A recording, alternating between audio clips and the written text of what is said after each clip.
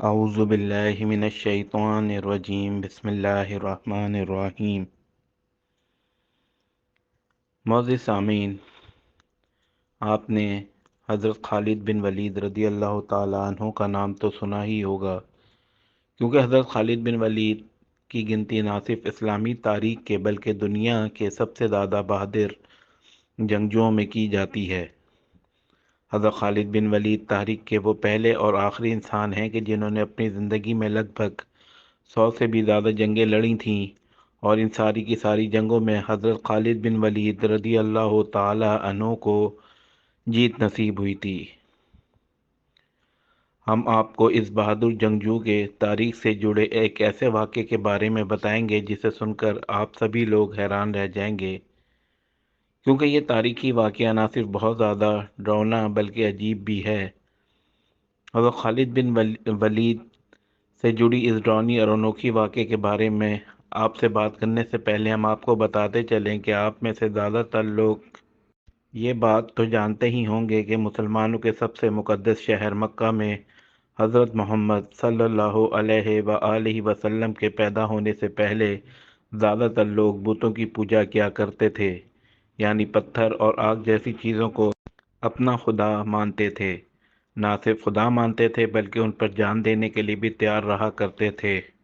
ویسے تو مکہ والوں کے بہت سارے دیوی دیوتا اور خدا موجود تھے، لیکن ان میں سے بھی جن تین خداؤں کو وہ سب سے زیادہ مقدس مانا کرتے تھے وہ تین دیویاں تھیں، کہ جن کو لات، منات اور عزا کے نام سے جانا جاتا تھا۔ مکہ میں کعبے کے ساتھ ساتھ بہت ساری جگہوں پر ان تینوں دیویوں کے بت موجود ہوا کرتے تھے۔ مکہ کی سب سے زیادہ مشہور ان تینوں دیویوں میں سے بھی ایک دیوی کہ جس کو عزی کے نام سے جانا جاتا تھا، اس کا سب سے خاص اور سب سے بڑا مندر مکہ شہر سے باہر موجود تھا۔ یہ مندر مکہ شہر سے طائف شہر کی طرف جاتے ہوئے راستے میں اس جگہ پر موجود تھا کہ جس کو وادی نخلا کے نام سے جانا جاتا تھا۔ مکہ شہر سے دور ہونے کے باوجود بھی ہر دن مکہ کے بہت سارے لوگ اس مندر میں نہ صرف پوجا کرنے کے لیے اکٹھے ہوا کرتے تھے بلکہ اپنے دیوی کے سامنے بہت سارے جانوروں کو قربانی کے طور پر بھی پیش کیا کرتے تھے۔ عرب ہسٹورینز کے مطابق یہ مشہور عزی کوئی عام انسان نہیں بلکہ ایک شیطان عورت یعنی چڑیل تھی، جس کا سایہ اس دور میں وادی نخلا میں موجود تین ایسے خاص پیڑوں پر ہوا کرتا تھا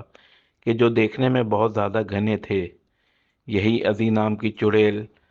وادی نخلا میں موجود بتوں کے اندر پہنچ کر شیطانی آوازیں نکالا کرتی تھی،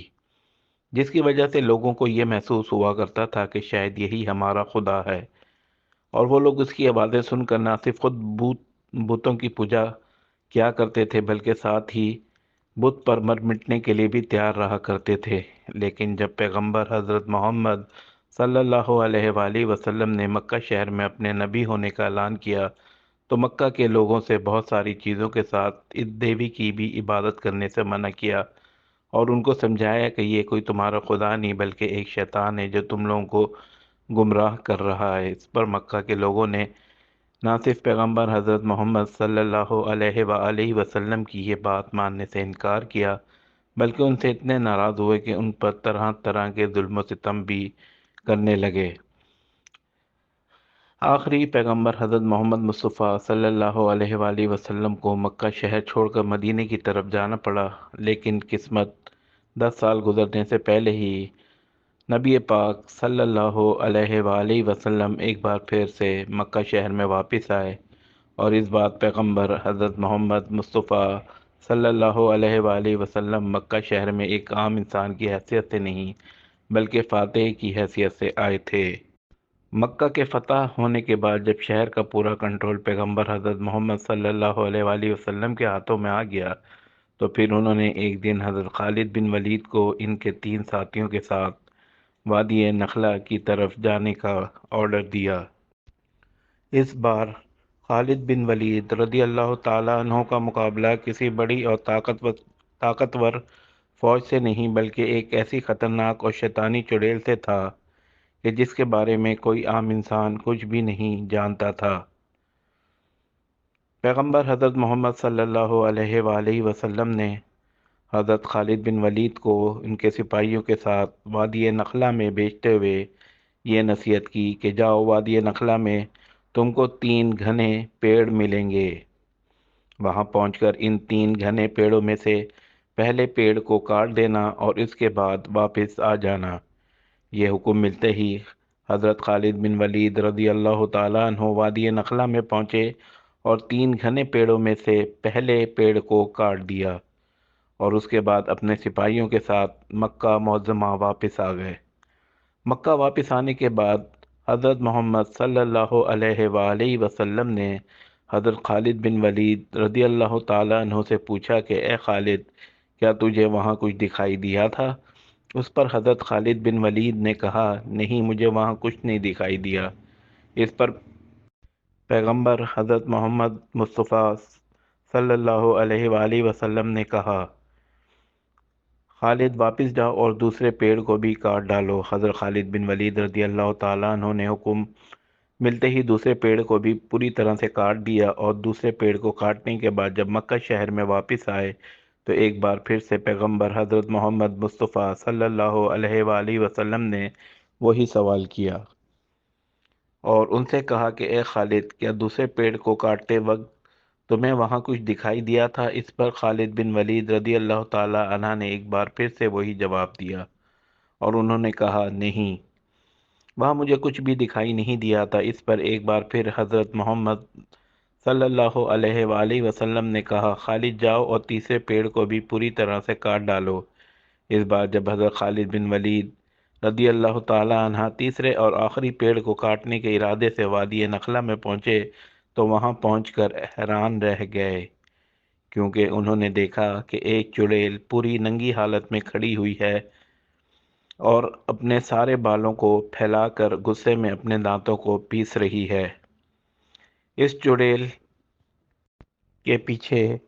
دوبیا نام کا وہ انسان بھی موجود تھا کہ جس کی ذمہ داری اس مندر کی حفاظت کرنا تھی۔ دوبیا نام کے اس آدمی نے کہا کہ اے عزی، خالد پر زور سے حملہ کرو اور پیچھے نہ ہٹو اور اوڑھنی اتار دو، کیونکہ اگر آج تم نے خالد کو قتل نہ کیا تو وہ ذلت کے مستحق ہو جائے گی۔ یہ سن کر حضرت خالد بن ولید نے کہا کہ اے عزی، میں تیرا انکار کرتا ہوں اور تجھ کو پاک بھی نہیں مانتا۔ میں دیکھ رہا ہوں کہ تجھ کو اللہ تعالیٰ نے ذلیل کر دیا ہے۔ یہ کہہ کر حضرت خالد بن ولید نے اس چڑیل عورت کے اوپر تلوار سے حملہ کیا اور ایک ہی حملے میں وہ چڑیل اور خطرناک عورت پوری طرح سے آگ کے کوئلے میں بدل گئی اور ہمیشہ ہمیشہ کے لیے اس دنیا سے ختم ہو گئی۔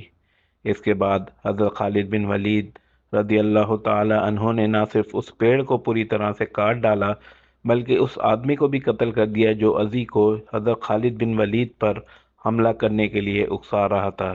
اس کے بعد حضرت خالد بن ولید مکہ شہر میں واپس آئے اور پیغمبر حضرت محمد مصطفیٰ صلی اللہ علیہ وآلہ